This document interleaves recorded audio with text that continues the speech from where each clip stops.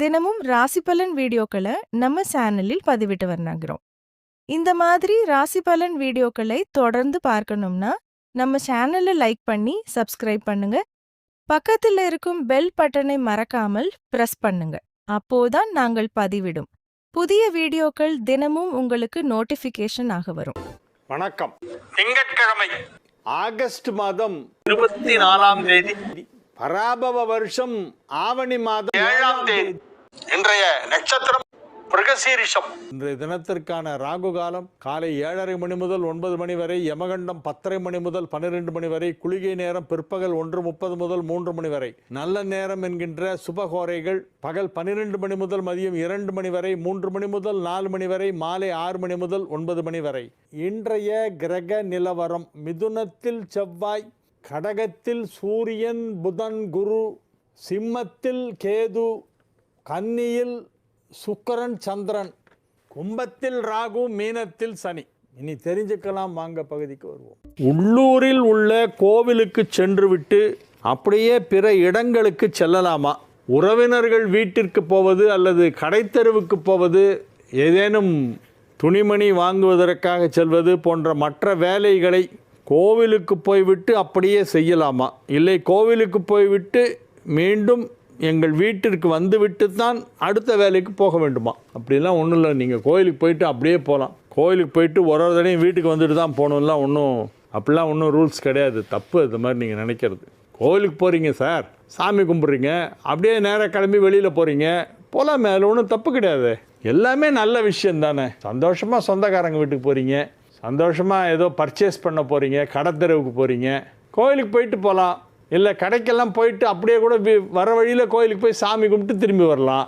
போகும்போது சாமி கும்பிட்டு போகலாம், இல்லை வரும்போது சாமி கும்பிட்டு போகலாம். எப்போ போனாலும் சாமி இவங்களை கோச்சிக்க மாட்டார். அதனால் கோவிலுக்கு போகிறதுக்கு தனியாக போயிட்டு அதுக்குன்னு வரணும் அப்படின்னெல்லாம் ஒன்றும் ரூல்ஸ் இல்லை. நீங்கள் மட்டும் போகலாம், எல்லாம் கேஷுவலாக கிளம்பி போங்க. போகிற வழியில் கோயிலில் சாமி கும்பிட்டுட்டு அப்படியே மற்ற வேலைகளெல்லாம் பண்ணிட்டு வாங்க. கேவி ஸ்ரீனிவாசன், திருச்சி. எனக்கு ராசி மகரம், நட்சத்திரம் அவிட்டம். தாங்கள் திருநள்ளாறு போகச் சொன்னீர்கள்.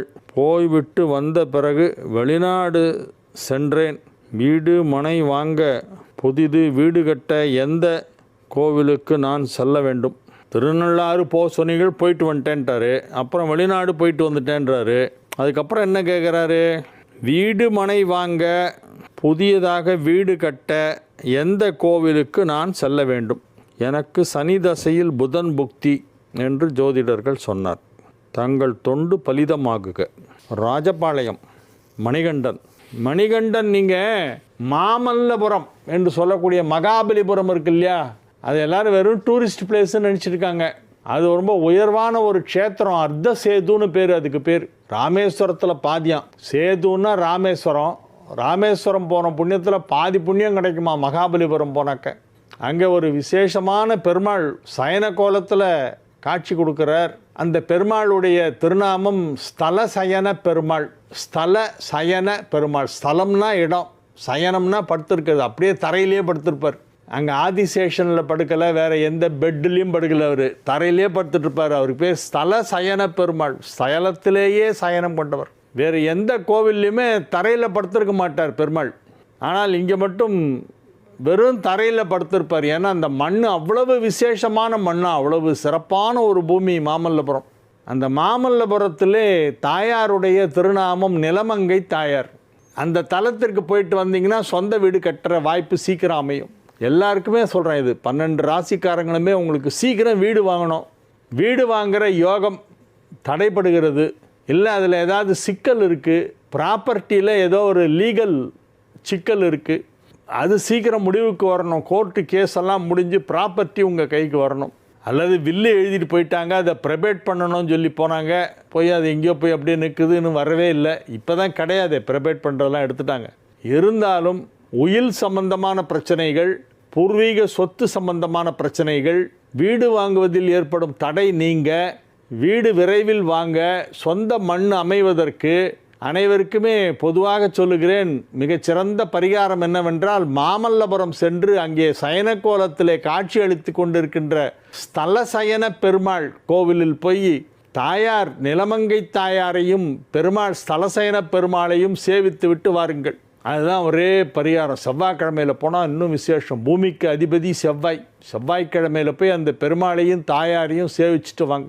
அவ்வாறு செய்தால் வீடு சம்பந்தமான பூமி சம்பந்தமான பிரச்சனைகள் முடிவுக்கு வரும். வெகு விரைவிலேயே நீங்கள் சொந்த வீடு வாங்குவீர்கள். அந்த கோவிலில் நிறைய விசேஷம் இருக்குது. அந்த கோவிலை பற்றி சொல்லணும்னா தனியாக ஒரு 1/2 hour எபிசோட் பண்ணலாம். கல்கி அவதாரம் நான் இப்படித்தான் எடுப்பேன் தெரியுமா, இதை பார்த்துக்கோ, இதுதான் கல்கி அப்படின்னு காட்சி கொடுத்தார். கல்கி அவதாரம் எப்படி இருக்கும்? நம்ம ஏதோ குதிரை மேலே வர மாதிரி ஒரு படத்தை போட்டு இதுதான் கல்கின்னு சொல்லிகிட்டு இருக்கோம். அந்த கல்கி அவதார காட்சியை ஆழ்வாருக்கு பெருமாள் காட்டி கொடுத்தார். இப்படித்தான் இருப்பேன், கல்கி அவதாரத்தில் நான் இப்படித்தான் வரப்போகிறேன் என்று அவர் காமிச்ச ஊர் எதுனா மாமல்லபுரம். நம்ம சென்னை அருகிலே இருக்கக்கூடிய உலக புகழ் டூரிஸ்ட் சென்டர் மகாபலிபுரம் இருக்கிறதே, அங்கே இருக்கிற கோவிலில் தான் கல்கி அவதாரம் எடுக்கப் போகிறேன், அது எப்படி இருக்கும் தெரியுமா என்று திருமங்கை ஆழ்வாருக்கு காட்சி கொடுக்கிறார். கடல் மல்லை தலசயனத்துட் கற்கியை கண்டேனேன்னு எழுதிட்டார் ஆழ்வார் பாசுரத்தில். நான் பார்த்தேன், ஐ சா கல்கின்றார். நம்மளாம் வி ரெட் கல்கி, ஹி சா கல்கி. ரொம்ப அற்புதமான ஒரு ஸ்தலம். எஸ்விஎஸ் ராணிங்கிறவங்க கேட்குறாங்க, புண்ணியம் பெற என்ன செய்ய வேண்டும்? பாவம் பண்ணாமல் இருக்கிறதே பெரிய புண்ணியம்.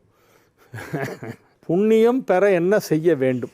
கேள்வியை கேட்பவர் எஸ்விஎஸ் ராணி. நமது வருமானத்தில் எத்தனை சதவீதம் இறைவனுக்கும் ஏழைகளுக்கும் உதவி செய்ய வேண்டும்? 20% வரைக்கும் பண்ணணும். அதுக்கு மேலேயும் பண்ணக்கூடாது. நம்ம கடினமாக உழைத்து சம்பாதிக்கும் அந்த வருமானத்திலே அதிகபட்சமாக 20% ஏழை எளிய மக்களுக்கு உதவி செய்வதற்காகவும் கோவில் திருப்பணிக்காகவும் நல்ல காரியம் எங்கேயாவது நடக்குதுன்னா அதில் போய் நம்ம அதில் எதாவது கலந்துக்கணும், ஒரு டொனேஷன் கொடுக்கணுன்னா கொடுக்கலாம். எல்லாமே எவ்வளோ மேக்சிமம் பண்ணலாம் அப்படின்னா நம்மளுடைய மாத வருமானத்தில் 20% வரை டொனேஷன் கொடுக்கலாம், நன்கொடை அளிக்கலாம். மிகப்பெரிய புண்ணியம் எது, மிகப்பெரிய பாவம் எது என்று கூறவும் நிறைய இருக்குது. புண்ணியம்னு எடுத்துக்கிட்டால் எவ்வளவோ இருக்குது. அன்னசத்திரம் 1000 வைத்தல் அப்படின்னு ஒரு பாட்டு பாரதியார் கவிதையில் வரும். ஆலயம் 10,000 நட்டல், பெரிய லிஸ்ட்டு கொடுக்குறார். குடிநீர் வசதி ஏற்படுத்துவது, அன்னசத்திரம் ஏற்படுத்துவது, ஆலயங்களை நிர்மாணிப்பது, அந்த மாதிரி எல்லா தான தர்மத்தை பற்றியும் சொல்லிவிட்டு ஆங்கோர் ஏழைக்கு எழுத்தறிவித்தல் அப்படின்ட்டார். ஒரு ஏழைக்கு நீ கல்வி கற்றுக் கொடுத்தால் கிடைக்கக்கூடிய புண்ணியத்தை விடவா இதெல்லாம் பெரியது? அன்னசத்திரம் 1000 வைத்தல், ஆலயம் 10,000 நட்டல். பாரதியார் சொல்கிறார், ஏழைக்கு கல்வியை கற்றுக் கொடுத்தால் அதுதான் இருக்கிறதுலே பெரிய தானம் என்பது மகாகவி பாரதியாரின் வாக்கு. அதை நான் ஏற்றுக்கொள்கிறேன். அதுதான் உண்மை. கல்வி தானம், வித்யா தானம் மிகச் சிறந்தது. வித்யா தானம் என்று சொல்வார்கள். நிறைய குழந்தைகளை படிக்க வைக்க வேண்டும், படிப்புக்கு செலவு பண்ண வேணும், குழந்தைகளுக்கெல்லாம் நல்ல கல்வியை வழங்க வேண்டும். நல்ல கல்வி என்றால் பன்மொழி புலமை அதில் இருக்க வேண்டும். கணக்கில் புலியாக இருக்கணும், லாங்குவேஜில் 100 மார்க்ஸ் எடுக்கணும். ஆங்கில புலமை அவசியம் தேவை, அதை யாரும் மறுக்கவே முடியாது. இனி வரும் காலங்களில் ஆங்கில புலமை இல்லாமல் நீ ஒன்றுமே குப்பை கொட்ட முடியாது. உள்ளூரில் கூட வேலை கிடைக்காது. நிறைய பேர் ஏன் வேலை கிடைக்கலன்னா ஆங்கில புலமையில் அடிபட்டு போயிடுறாங்க. இன்டர்வியூவில் ஒரு 4 கேள்வி கேட்டால் ஜப் புக்கு அப்படின்றான், போயிட்டு வாப்பா தம்பி அப்படின்னுறாங்க. ஆங்கில புலமை இல்லை, பயம். இங்கிலீஷில் கேள்வி கேட்டாலே சில பேர் பயந்துடுறாங்க. அதனால் கல்வி கற்றுக் கொடுப்பது தான் மிகச்சிறந்த தானம். புண்ணியங்களிலே மிக உயர்வான புண்ணியம் என்னவென்றால் ஆங்கோர் ஏழைக்கு எழுத்தறிவித்தல். பணக்காரனுக்கு இல்லை, ஏழைக்கு. சரி, பாவம் என்ன? பாவம் என்னன்னா அடுத்தவருக்கு கிடைக்கக்கூடிய நல்ல வாய்ப்புகளை தட்டி பறிப்பது, கிடைக்க விடாமல் தடுத்து நிறுத்துவது தான் மிகப்பெரிய பாவம். கோவிலில் வரும் வருமானத்திலே தனியார்கள் கொடித்து கொண்டிருப்பது இன்னொரு பெரிய பாவம். விசாக நட்சத்திரமும் திருவோண நட்சத்திரமும் சேர்க்கலாமா? இவை இரண்டும் 7ஆம் நட்சத்திரமாக உள்ளதே, சேர்க்கலாமா? சற்று விளக்கமாக கூறவும். சேர்க்கலாம் சார், விசாகம் திருவோணம் பொருந்தும். நீங்கள் இந்த இதுக்கு ரொம்ப இம்பார்ட்டன்ஸ் கொடுக்காதீங்க, தினப்பொருத்தத்துக்கு. தினப்பொருத்தங்கிறது அவ்வளோ இம்பார்ட்டண்ட் இல்லை. அதை விட நிறைய விஷயங்கள்லாம் இருக்குது. 10 பொருத்தங்கிற எண்ணிக்கையில் தினப்பொருத்தமும் வருது. அதில் இந்த ஆட் நம்பர் வரணும், ஈவன் நம்பர் வரணுங்கிறதெல்லாம் கணக்கு சொல்லிகிட்டு இருக்கோம். தினப்பொருத்தம் மட்டுமே பார்த்து கொண்டு இருந்தால் கல்யாணம் நடக்காது. வெறும் தினப்பொருத்தத்தை நம்பிட்டெல்லாம் பொருத்தம் பார்க்காதீங்க. ரஜ்ஜு யோனி இது ரெண்டும் கட்டாயம் இருக்க வேண்டும், எல்லாருக்கும் இருக்கணும். அனைவருக்குமே ரஜ்ஜு பொருத்தம் யோனி பொருத்தம்ங்கிறது கம்பல்சரி. அது தவிர கட்டத்தில் இருக்கக்கூடிய கிரகங்களுக்கு ஏற்றாற்போல் சில பொருத்தங்களை நாம் விட்டு கொடுக்கலாம், சில பொருத்தங்களை நாம் வைத்து கொள்ளலாம். மேஷ ராசிக்கு இது ஒரு மிக மிக மிக சிறப்பான நாள். ராசி அதிபதியும் 4 குடைவனும் எதிரெதிரே ஒன்றை ஒன்று பார்த்து கொள்கின்ற சந்திர மங்கள யோகம் ஏற்பட்டு இருக்கிறது. ராசி அதிபதி செவ்வாயும் 4ஆம் இடத்திற்கு அதிபதியான சந்திரனும் எதிரெதிரே ஒன்றை ஒன்று பார்த்து கொள்கின்ற சந்திர மங்கள யோகம். சந்திரனுக்கு 7 செவ்வாய் இருந்தால் என்ன யோகம்? சந்திரமங்கள யோகம். ஞாபகம் வச்சுங்க. சில பேர் செவ்வாய் தோஷம் பயமுறுத்துவான். பயப்படாதீங்க, சும்மா பூச்சாண்டி காட்டுவாங்க, அதுக்கெல்லாம் பார்த்து பயப்படாதீங்க. சந்திரமங்கள யோகம் கிடைக்கிறது ரொம்ப அபூர்வம். இன்றைய தினம் சந்திரமங்கள யோகம் ஏற்பட்டு இருக்கிறது. எனவே மேஷராசி அன்பர்கள் மகிழ்ச்சியாக இருப்பார்கள். ஆரோக்கியத்திலே நல்ல முன்னேற்றம் ஏற்படும். பொருளாதார வளர்ச்சி கணிசமாக உயரும். கணிசமான வளர்ச்சி பொருளாதாரத்திலே ஏற்படக்கூடிய நல்ல நாளாக இந்த நாள் விளங்குகிறது. அது மட்டுமல்ல, மற்றொரு சிறப்பு இந்த கிரக நிலவரத்தில் என்னவென்று பார்த்தால், குருவின் வீட்டில் சந்திரன், சந்திரன் வீட்டில் குரு, 2 வீடு மாறி இருக்கு. இன்டர் எக்ஸ்சேஞ்ச், பரிவர்த்தனை யோகம். பரிவர்த்தனை யோகம். குரு வீட்டில் சந்திரனும் சந்திரன் வீட்டில் குருவும் இடமாற்றம் பெற்றிருப்பதால் பரிவர்த்தனை யோகமும் ஏற்பட்டிருக்கிறது, சந்திரமங்கள யோகமும் ஏற்பட்டிருக்கிறது. எனவே மேஷராசிக்கு இன்னைக்கு ஓகோன்னு இருக்கு. சூப்பர். நீங்கள் என்ன பண்ணாலும் சக்ஸஸ். இன்னைக்கு நீங்கள் எதை செய்தாலும் அதை நன்றாக செய்வீர்கள். எதை செய்தாலும் வெற்றிகரமாக செய்து முடிப்பீர்கள். உங்களுடைய உடல் ஆரோக்கியம் நன்றாக இருக்கும். மனதிலே மிகப்பெரிய சந்தோஷம் ஏற்படும். மனதிலே கவலைகளெல்லாம் விலகிவிடும். எனக்கென்ன மனக்கவலை, என் தாய் உனக்கன்றோ என் கவலை என்று அந்த அம்பிகையை பார்த்து பாடுவீர்கள். எனவே இது ஒரு நல்ல நாள். ரிஷப ராசிக்கு இன்னைக்கு சந்திராஷ்டமம். அதனால் ரிஷப ராசிக்காரர்கள் அமைதியாக இருக்க வேண்டும். யாகாவார் ஆயினும் நாகாக்க காவாக்கால் சோகாப்பர் சொல்லிழுக்கப்பட்டு. சொல்லுக சொல்லை பெரிதோர் சொல், அச்சொல்லை வெல்லுச் சொல் இன்மை அறிந்து. எதை பேசினாலும் அதை நிதானமாக பேச வேண்டும். இனிய உளவாக இன்னாத கூறல் கனியிருப்ப காய் கவர்ந்தற்று. எனவே அமைதியாக பேச வேண்டும், நிதானமாக பேச வேண்டும், குறைவாக பேச வேண்டும். சர்ச்சைக்குரிய விஷயங்களிலே தலையிடக்கூடாது. சந்திராஷ்டமம் இன்று முழுவதும் இருக்கிறது. மிதுன ராசி அன்பர்கள் இன்று மிகுந்த மகிழ்ச்சியுடன் காணப்படுவார்கள். 2 குடைவன் 7ஆம் இடத்திலே அமர்ந்து கொண்டு ராசியை பார்க்கிறது. 2க்கும் 11க்கும் அதிபதியான கிரகங்கள் ஒன்றை ஒன்று பார்த்து கொள்கின்றன என்பது ஒரு யோகம். மிதுன ராசிக்கு தனஸ்தானாதிபதி சந்திரன், லாபஸ்தானாதிபதி செவ்வாய். 2 குடைவன் சந்திரன், 11 குடைவன் செவ்வாய். இன்றைய தினம் ராசியிலே செவ்வாயும் 7இல் சந்திரனும் அமர்ந்து கொண்டு ஒன்றை ஒன்று பார்த்து கொள்கின்றன. 2, 11 குடையவர்கள் பரஸ்பரம் ஒருவரை ஒருவர் பார்த்து கொள்கின்ற இந்த கிரக அமைப்பினால் பொருளாதாரத்திலே சற்று அதிக உயர்வு ஏற்படும் என்று சொல்லலாம். ரொம்ப நாளாக வராமல் இருந்த பழைய பாக்கியெல்லாம் இப்போ வசூலாகி வரும் கைக்கு. கண்ணிலே படாமல் உங்களுக்கு பணம் கொடுக்க வேண்டிய யாரோ ஒருத்தர் ரொம்ப நாளாக உங்கள் கண்ணில் படாமல் அப்படியே டபாச்சின்னே இருந்தார். இன்றைக்கி வசமாக மாட்டிக்குவார். அவர் கொடுத்துருவார் பணத்தை. ஐயா நான் மறந்தே போயிட்டேன், உங்களுக்கு நான் பணம் கொடுக்கல, சாரி இந்தாங்கன்னு சொல்லி உடனே எழுதி கையில் செக்கை கொடுத்துருவார். செக்கு பாஸ் ஆகிடும். எனவே எதிர்பாராத விதமாக பழைய பாக்கியெல்லாம் வசூலாகவும், பொருளாதாரத்திலே நல்ல வளர்ச்சி, வியாபாரத்தில் நல்ல முன்னேற்றம், குடும்பத்தில் அமைதி, பேரம் பேத்தியெல்லாம் பார்த்து அவங்களோட கொஞ்சிட்டு இருப்பீங்க. திருமண வயதில் உள்ள மிதுன ராசியினருக்கு திருமணம் இப்பொழுது நிச்சயதார்த்தம் நடைபெறும். நல்ல வாழ்க்கை துணை கிடைக்கக்கூடிய அற்புதமான நேரம். 7 குடைவன் 2ஆம் இடத்திலே உச்சமடைந்திருக்கிறது. அது மட்டுமல்ல, 2, 7 குடைவர்கள் இடமாற்றம் பெற்று பரிவர்த்தனா யோகத்தில் இருக்கின்றனர். எனவே திருமணமாகாத மிதுன ராசியினருக்கெல்லாம் இப்பொழுது திருமண நிச்சயதார்த்தம் நடைபெறும். கடக ராசிக்கு இன்றைய நாள் நல்ல நாள், மகிழ்ச்சியான நாள். அமைதியாக இருப்பீர்கள். வெற்றிகரமாக நீங்கள் நினைத்ததையெல்லாம் செய்து முடிப்பீர்கள். வெளியவே தெரியாது. பார்த்தா அழுத்தமாக உட்காண்டிருப்பீங்க. கம்முன்னு உட்காந்துக்கிட்டே இருக்கிற மாதிரி இருக்கும். பார்த்தா எல்லா வேலையும் முடிச்சிருவீங்க உட்காண்ட இடத்துல.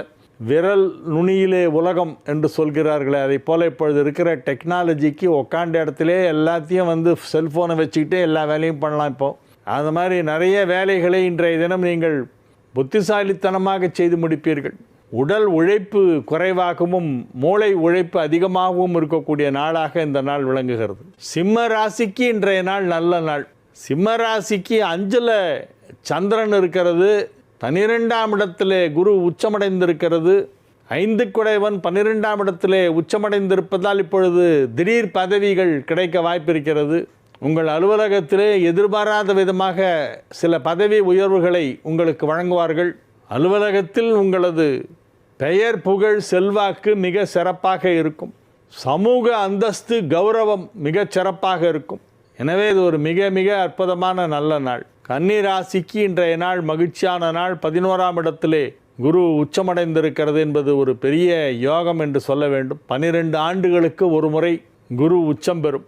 11ஆம் இடத்தில் உச்சம் பெறும். கன்னி ராசியை பொறுத்தவரை 11ஆம் இடத்தில் குரு உச்சம் பெறுவது 12 ஆண்டுகளுக்கு ஒரு முறை தான். 12 வருடத்திற்கு ஒரு முறை குறிஞ்சி மலர்வது போல, மகாமகம் வருவது போல அபூர்வமான ஒரு விஷயம். 12 வருடத்திற்கு ஒரு முறை குரு உச்சமடைகிறது. அது இப்பொழுது உச்சம் பெற்றிருக்கிறது. இப்பொழுது உங்களுக்கு அது நன்மையை செய்ய போகிறது. சில மாற்றங்கள் உங்களுடைய வாழ்க்கையிலே தெரிய வரும்.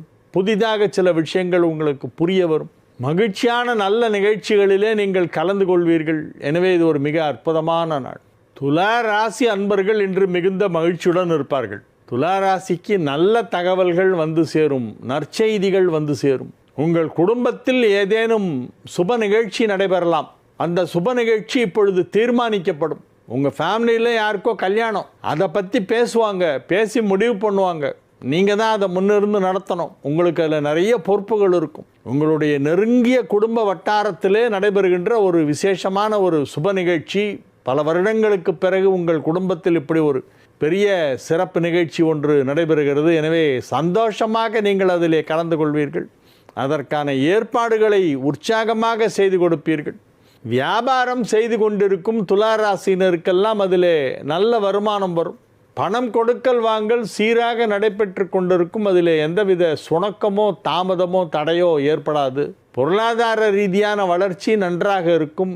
உடல் ஆரோக்கியம் நன்றாக இருக்கும். மகிழ்ச்சியான நல்ல செய்திகள் வந்து சேரும். எனவே இது ஒரு நல்ல நாள். விருச்சிக ராசிக்கு இன்றைய நாள் மிக மிக அற்புதமான சிறப்பான நல்ல நாளாக விளங்குகிறது.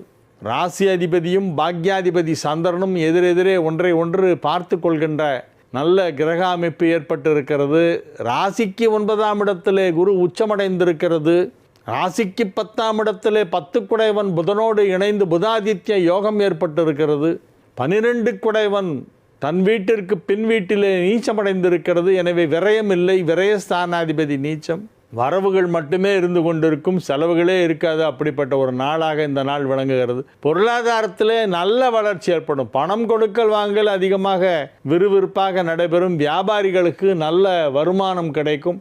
சேமிப்புகளை புதிதாக துவங்கலாமா என யோசனை செய்வீர்கள். முன்பு நீங்கள் துவங்கிய சேமிப்பு ஒன்று இப்பொழுது முடிவடைந்து அது ஒரு மொத்த தொகையாக கைக்கு வந்து சேரும். அதை மீண்டும் சேமிப்பிலே போடலாமா? எப்படி அதை செய்தால் வட்டி அதிகமாக கிடைக்கும்? பாதுகாப்பாகவும் இருக்க வேண்டும். அசலும் பாதுகாப்பாக இருக்கணும், வட்டியும் அதிகமாக கிடைக்கணும். அந்த மாதிரி யோசிக்கணும். அந்த மாதிரி ஒரு நேரம் இப்பொழுது வந்திருக்கிறது. எனவே இது ஒரு நல்ல நாள். தனுசு ராசிக்கு இன்றைய நாள் நல்ல நாள். தனுசு ராசி அன்பர்கள் இன்று மிகுந்த மகிழ்ச்சியுடன் காணப்படுவார்கள். 6 குடைவன் 10இல் நீச்சமடைந்ததால் ஆரோக்கியம் நன்றாக இருக்கும். 6 குடைவன் வலுவிழந்திருப்பதால் கடன் பிரச்சனையிலிருந்து வெளியே வந்து விடுவீர்கள். கடனை திரும்ப செலுத்தி விடுவீர்கள். யாருக்கும் பாக்கியே கிடையாது. யாருக்கும் 10 பைசா பாக்கி இல்லை. எல்லாத்தையும் கடன் எல்லாத்தையும் திருப்பி அடைச்சிட்டு யாருக்கும் நான் எதுவுமே பாக்கியே இல்லை, எனக்கு கடனே கிடையாது அப்படின்ற அந்த ஒரு சந்தோஷத்தை நீங்கள் மனதிற்குள் கொண்டாடி கொள்வீர்கள். பட்டாசு வெடித்து ஸ்வீட்டு கொடுத்து கொண்டாடலாம். அவ்வளோ பெரிய ஒரு மகிழ்ச்சியான ஒரு நல்ல விஷயம். பொருளாதாரத்திலே பெரிய முன்னேற்றம் ஏற்படுகிறது. உங்களுடைய பொருளாதார நிலையிலே நல்ல வளர்ச்சி ஏற்படும். பெரிய முன்னேற்றம் ஏற்படும். கடன் தொல்லையிலிருந்து முழுமையாக விடுபடுவீர்கள். முற்றிலுமாக விடுபடுவீர்கள் கடன் பிரச்சனையிலிருந்து. எனவே இது ஒரு மிக மிக சிறப்பான நல்ல நாளாக விளங்குகிறது. மிக அற்புதமான நாளாக இது விளங்குகிறது. மகர ராசி அன்பர்கள் இன்று மிகுந்த மகிழ்ச்சியுடன் காணப்படுவார்கள். 7ஆம் இடத்திலே உச்சம் பெற்ற குரு ராசியை பார்த்து கொண்டிருக்கிறது. ராசி அதிபதியையும் பார்க்கிறது, ராசியையும் பார்க்கிறது.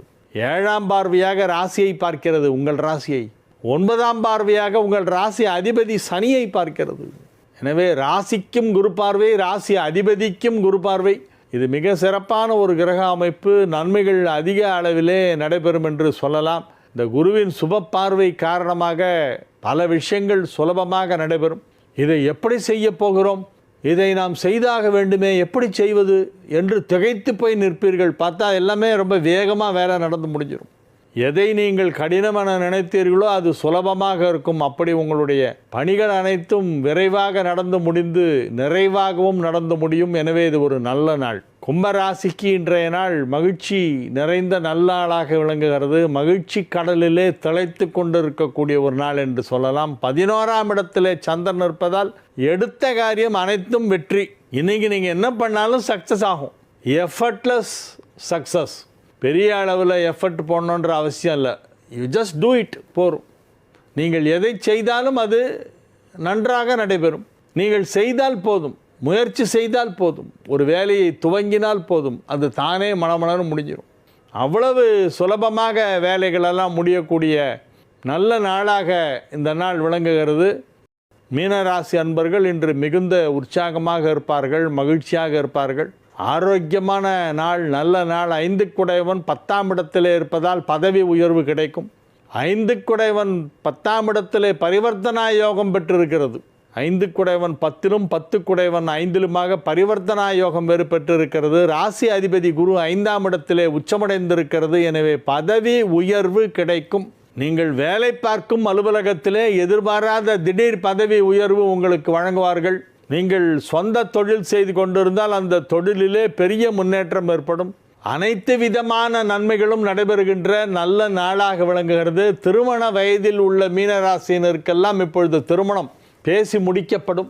யாருக்கு மாப்பிள்ளை யாரோ, அவர் எங்கே பிறந்திருக்கிறாரோ என நீங்கள் யோசித்து கொண்டிருப்பீர்கள். இதோ இங்கே தான் பிறந்திருக்கிறார், இவர்தான் உன் வாழ்க்கை துணை என்று இறைவன் உங்களுக்கு காட்டி கொடுப்பான். உங்களுடைய வாழ்க்கை துணையை நீங்கள் முதலாக சந்திக்கக்கூடிய நல்ல நாளாக இந்த நாள் விளங்குகிறது. இது ஒரு மகிழ்ச்சியான நாள்.